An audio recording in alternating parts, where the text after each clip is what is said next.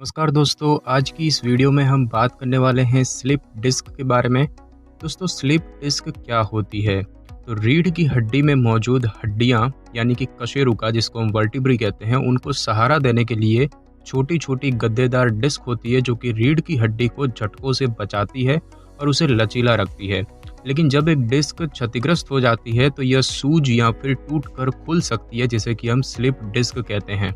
Slip disc का मतलब यह नहीं है कि डिस्क अपनी जगह से फिसल जाती है। इसका मतलब है कि डिस्क जो है वो अपनी सामान्य सीमाओं से आगे बढ़ जाती है या फिर फूल जाती है, या फिर डिस्क की बाहरी दीवार छिज जाती है, जिससे कि उसमें मौजूद जो द्रव है उसका रिसाव जो है वो रीढ़ की हड्डी या फिर नज़दीकी तंत्रिका पर हो जाता है।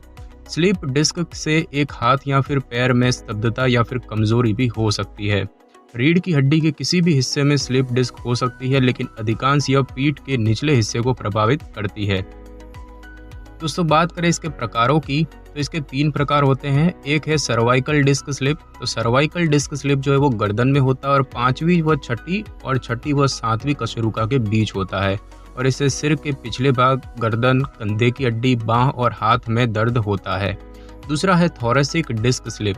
तो थोरेसिक डिस्क स्लिप रीढ़ की हड्डी के बीच के भाग में आसपास से दबाव पड़ने पर होता है। हालांकि इसकी होने की संभावनाएं बहुत कम है, और इससे पीठ के मध्य और कंधे के क्षेत्र में दर्द होता है, और यह T1 से T12 कशेरुका के क्षेत्र को प्रभावित करता है। कभी कभी दर्द जो है वो स्लिप डिस्क क्षेत्र से गर्दन, हाथ, उंगलियां, पैरों, कूल्हे और पैर के पंजे तक भी जा सकता है। और तीसरा इसका प्रकार है लंबर डिस्क स्लिप। तो लंबर डिस्क स्लिप रीढ़ की हड्डी के निचले हिस्से में होती है और अक्सर 4थी और 5वीं कशेरुका के बीच, या 5वीं कशेरुका और सैक्रम जो कि कमर के पीछे की तिकोनी हड्डी होती है उसके बीच होता है, और इससे पीठ के निचले हिस्से, कूल्हे, जांघ, गुदा या फिर जननांग क्षेत्र में दर्द होता है, और पैर या फिर पैर की अंगुलों में भी ये दर्द जा सकता है। दोस्तों, बात करें इसके स्टेजेस की तो इसके 4 स्टेज होते हैं। पहले स्टेज में जैसे जैसे उम्र बढ़ती है डिस्क का निर्जलीकरण शुरू हो जाता है, जिससे कि उसका लचीलापन कम हो जाता है और वह कमजोर हो जाती है। दूसरे स्टेज में समय के साथ डिस्क के रेशेदार परत में दरारें आने लगती है, जिससे कि उसके अंदर का द्रव या तो बाहर आने लगता है या फिर उससे बुलबुला बन जाता है। तीसरे स्टेज में न्यूक्लियस का एक भाग टूट जाता है, परंतु फिर भी वह डिस्क के अंदर ही रहता है। और चौथे चरण में डिस्क के अंदर का द्रव, जिसे कि हम न्यूक्लियस पल्पोसस कहते हैं, वो कठोर बाहरी परत से बाहर आने लगता है और रीढ़ की हड्डी में उसका रिसाव होने लगता है। अब दोस्तों, बात की जाए इसके लक्षणों की तो आपको आपकी रीढ़ की हड्डी के किसी भी हिस्से में स्लिप डिस्क हो सकती है, जो कि गर्दन से लेकर पीठ के निचले हिस्से तक हो सकती है, लेकिन पीठ के निचले हिस्से में यह सबसे आम है। रीढ़ की हड्डी तंत्रिकाओं और रक्त वाहिकाओं का एक पेचीदा जाल तंत्र होता है।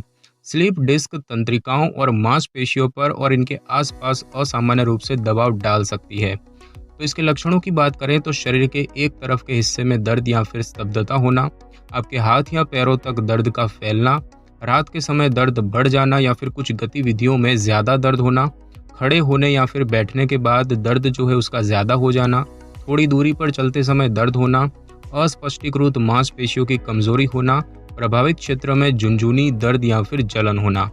दर्द के प्रकार जो है वो व्यक्ति से व्यक्ति अलग अलग हो सकते हैं, और यदि आपको दर्द से स्तब्धता या फिर झुनझुनी होती है जो आपकी मांसपेशियों को नियंत्रित करने की क्षमता को प्रभावित करती है, तो अपने डॉक्टर या फिर चिकित्सक से सलाह लें। बात करें इसके कारणों की कि स्लिप डिस्क कैसे होता है या फिर क्यों होता है, तो इसके अलग अलग कारण होते हैं। सबसे पहले बात करते हैं कि डिस्क का क्षरण होना। हमारी पीठ हमारे शरीर के भार को बांटती है, और रीढ़ की हड्डी में मौजूद डिस्क अलग अलग गतिविधियों में लगने वाले झटकों से हमें बचाती है, और इसीलिए वे समय के साथ कमजोर हो जाती है। डिस्क की बाहरी कठोर परत जो है वो कमजोर होने लगती है, और जिससे कि उसमें उभार आता है और जिससे कि स्लिप डिस्क हो जाती है। दूसरा है चोट लगना।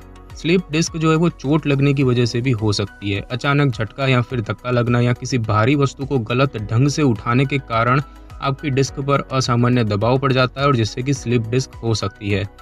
क्षरण और चोट लगने के संयोजन की बात करें तो ऐसा भी हो सकता है कि उम्र के साथ आपकी डिस्क का क्षरण इतना अधिक हो गया हो कि हल्के से झटके जैसे कि छींकने वगैरह से भी आपको स्लिप डिस्क हो सकता है। अब दोस्तों, बात करते हैं कि इसके जोखिम को बढ़ाने वाले कौन कौन से कारक हैं। तो उम्र की बात करें तो 35 से 50 वर्षों के बीच की उम्र के लोगों को स्लिप डिस्क होने की संभावनाएं अधिक होती है। लिंग की बात करें तो महिलाओं की तुलना में पुरुषों को स्लिप डिस्क का जोखिम लगभग दोगुना होता है। वजन की बात करें तो शरीर का ज़्यादा वजन आपके शरीर के निचले हिस्से में डिस्क पर तनाव का कारण बनता है। व्यवसाय की बात करें तो जिन व्यवसायों में शारीरिक क्षमता की ज़्यादा आवश्यक होती है उन लोगों को स्लिप डिस्क होने का जोखिम ज़्यादा होता है। और जेनेटिक्स की बात करें तो कुछ लोगों को स्लिप डिस्क जो है वो आनुवंशिक वजह से भी होती है। दोस्तों बात करते हैं कि स्लिप डिस्क से बचाव कैसे किया जा सकता है। तो शरीर का एक स्वस्थ वजन बनाए रखें जिसमें कि आपकी पीठ के निचले हिस्से पर दबाव कम हो सकता है। नियमित रूप से व्यायाम करें, धूम्रपान छोड़ें। निकोटीन जो है वो आपकी पीठ में डिस्क को नुकसान पहुंचा सकता है क्योंकि यह पोषक तत्वों को अवशोषित करने की डिस्क की क्षमता को कम करता है और डिस्क जो है वो सूख सकती है और भुरभुरी हो सकती है। वजन उठाने के लिए सही तकनीक का उपयोग करें। खाली झुकने या फिर टेढ़े बैठने से ही पीठ दर्द नहीं हो सकता, लेकिन यदि पीठ पर चोट आई है तो गलत तरीके से बैठने से दर्द और बढ़ सकता है। खड़े होने या चलने के दौरान अपने कान, कंधों और कूल्हे को एक सीधी रेखा में रखें। बैठने पर अपनी पीठ को सुरक्षित रखें। अपनी पीठ और कुर्सी के बीच एक छोटा तकिया या फिर तौलिए को गोल करके रखें। नींद में अपनी पीठ को सही स्थिति में रखें। एक तरफ सोते समय घुटनों के बीच एक तकिया रखें। बात करें इसके निदान की, इसका जांच कैसे होती है, तो उसमें सबसे पहले है शारीरिक जांच। आपकी अनैच्छिक गतिविधियां, मांसपेशियों की मजबूती, चलने की क्षमता और महसूस करने की क्षमता जांचने के लिए शारीरिक जांच होती है। एक्सरे की बात करें तो खाली एक्सरे स्लिप डिस्क का निदान नहीं कर पाते, लेकिन यह जांचने के लिए कि किसी अन्य वजह से पीठ दर्द नहीं है उसके लिए एक्सरे का इस्तेमाल किया जाता है। सिटी स्कैन की बात करें तो एक सिटी स्कैनर कई अलग अलग दिशाओं से एक्सरे की एक श्रृंखला लेता है और उन्हें जोड़कर स्लिप डिस्क का निदान करता है।